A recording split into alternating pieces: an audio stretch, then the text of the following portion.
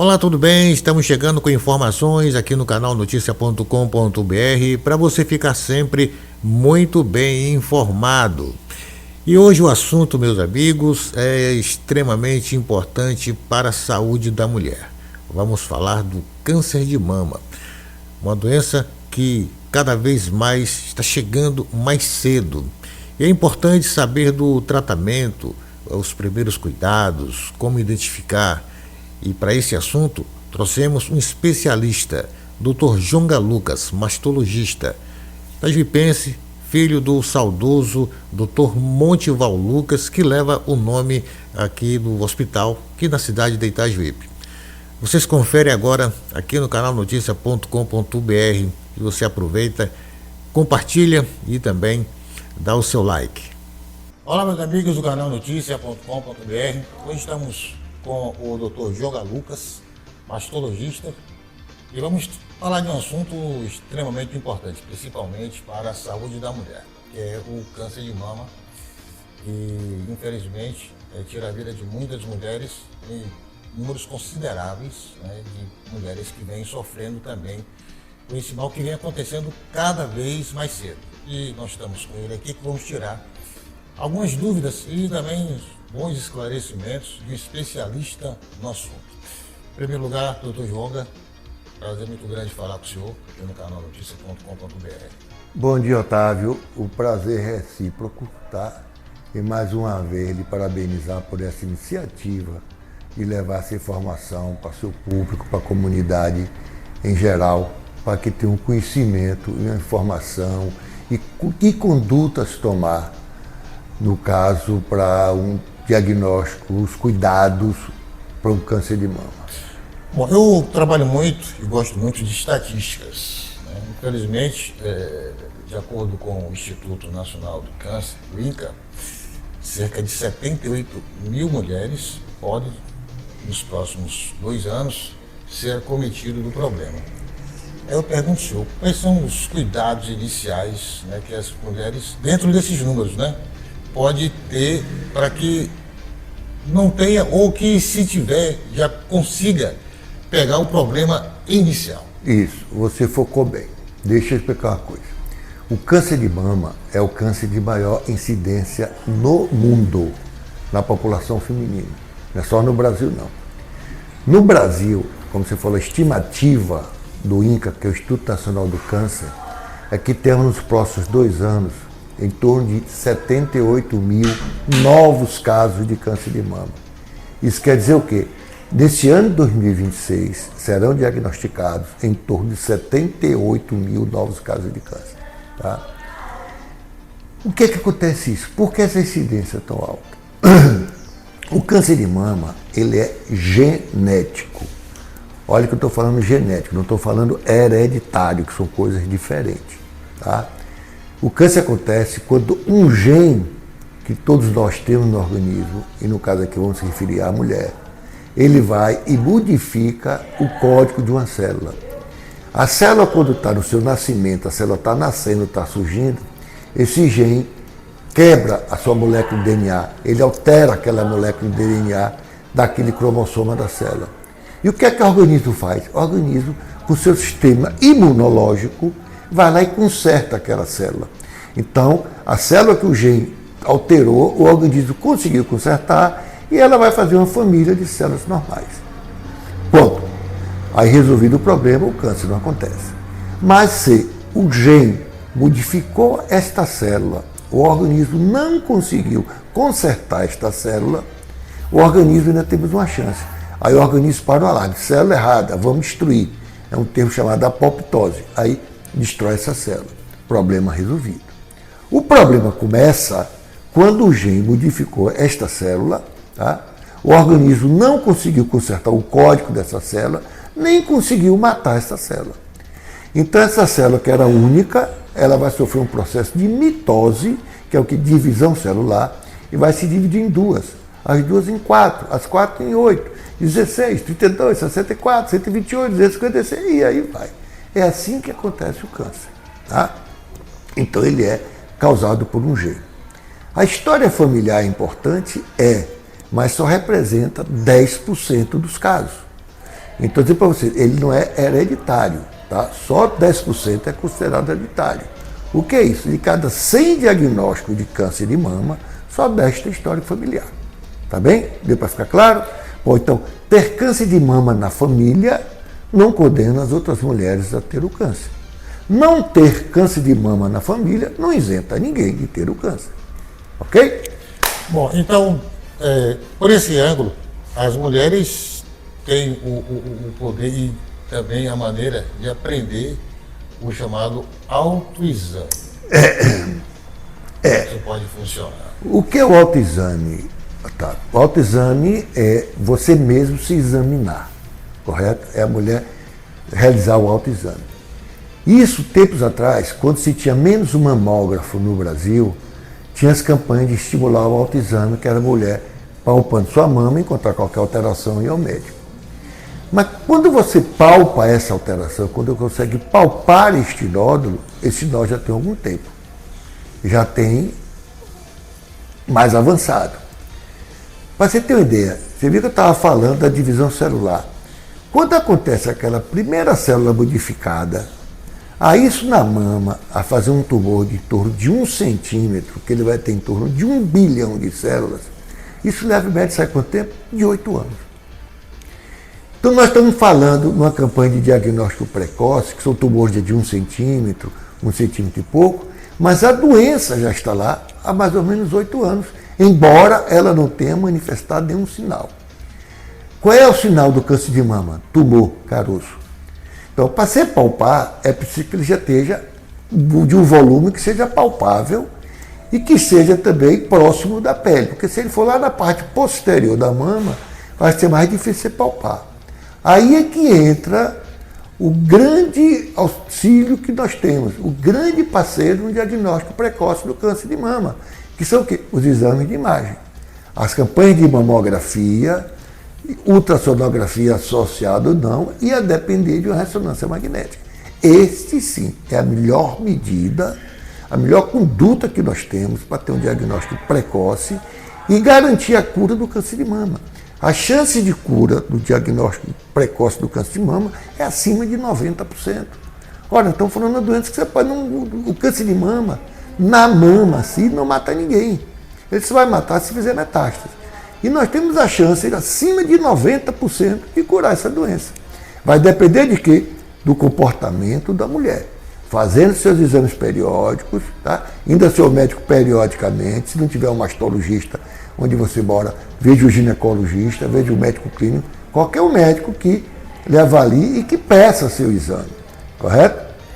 Isso é que é importante. Existe um fator também, que eu acredito que seja importante, que é o fator psicológico.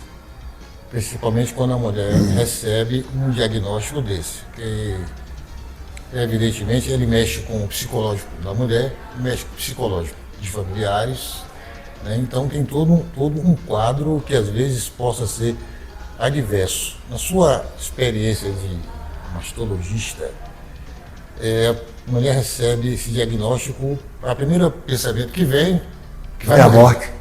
Né? Que vai morrer.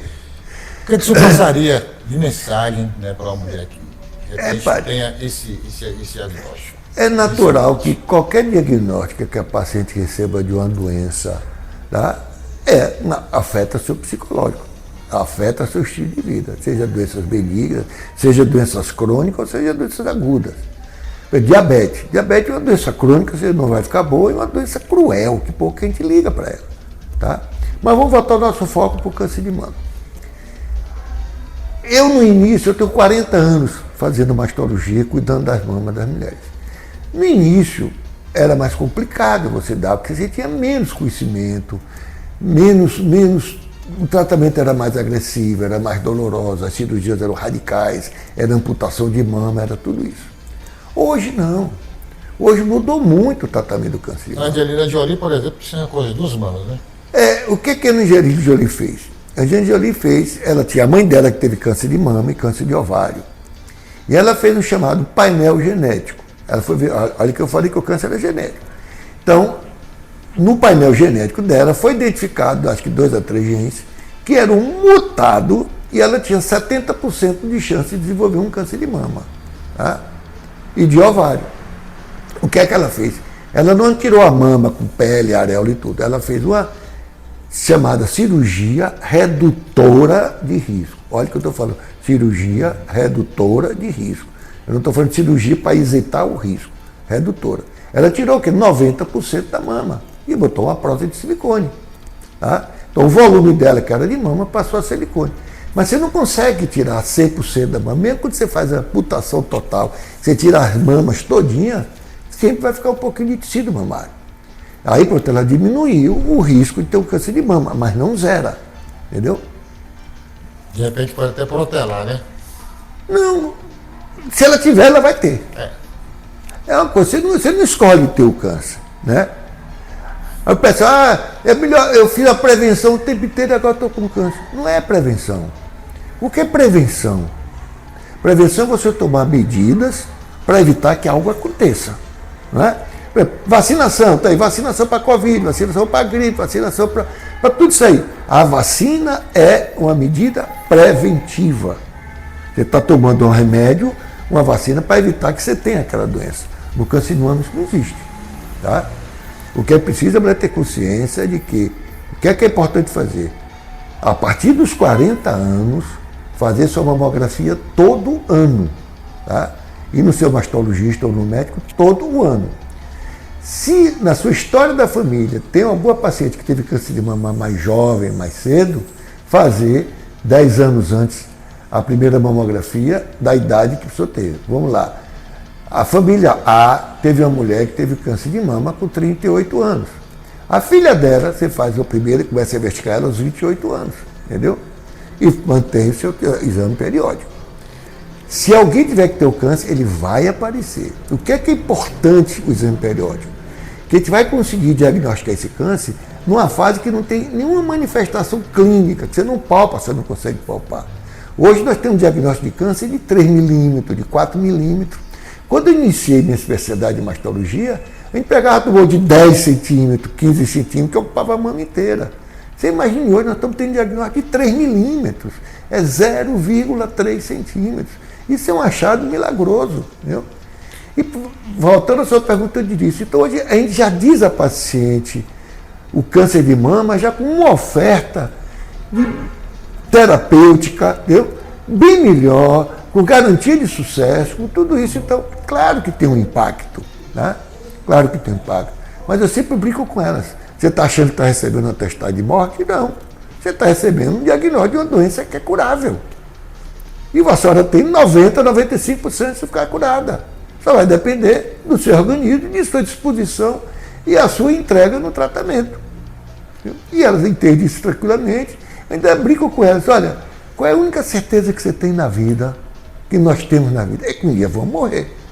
Então, receber um diagnóstico de câncer não quer dizer que você está recebendo um atestado de óbito. Né? Você está recebendo uma doença que é tratável e curável. Olha que eu estou fazendo bem, é tratável e curável. O que você precisa estar atento é o seguinte, o câncer de mama não dói. Minha mama está doendo, será que estou câncer? Não, você pode até ter o câncer, mas a dor não é do câncer. Ele é uma doença silenciosa, se manifesta através de tumoração. Correto? Então, doutor, para a gente encerrar, que nosso tempo é curto, que o senhor fala para as mulheres os cuidados iniciais para uma boa prevenção. Isso. Otávio, é importante a mulher ter consciência daquilo que eu já falei, correto? Claro que os fatores de risco existem. Tem riscos que são mutáveis e riscos que são imutáveis. A sua história biológica, a sua menstruação, quanto tempo você ficou menstruando, quando você entrou na menopausa, sua história familiar, isso você não vai conseguir mudar. Mas consegue mudar um bocado de coisa. Seu número de filhos, se você engravida ou não engravida. Tá? As mulheres que amamentam, as mulheres que engravidam, o risco é menor. Mas quem não engravida vai ter câncer? Não. Se fosse assim, todas as freiras teriam câncer de mama, o que não é o caso. Entendeu? O fumo é responsável por 30% de câncer no mundo. Tá? Alimentação muito gordurosa é um fator de risco. Estilo de vida é um fator de risco. Então, o câncer não é uma doença unifatorial. ela é uma doença multifatorial. Tá? Então, várias coisas podem contribuir para isso. Mas o principal é a mutação genética na célula que o nosso organismo não consegue resolver. A gente faz câncer o tempo todo, o organismo vai lá e desfaz. O nosso organismo vai lá e desfaz. Ele se instala quando o organismo falha. Para você entender, o seu sistema imunológico é seu exército, é sua polícia. Tá? Os agressores são os bandidos. Quem tiver mais forte ganha, quem tiver mais organizado ganha. Não é?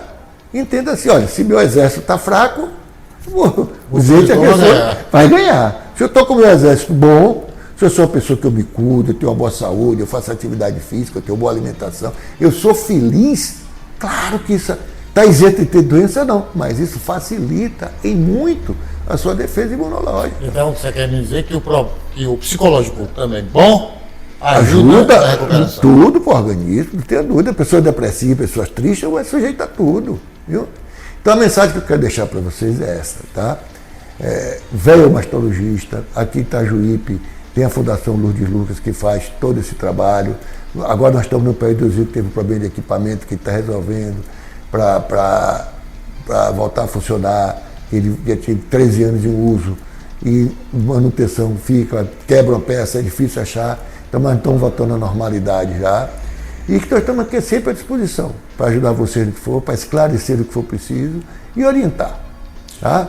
Então, bom dia para vocês, um grande abraço. Otávio, mais uma vez, parabéns, muito obrigado por abrir esse espaço para que a gente venha contribuir para a informação e orientação da população feminina.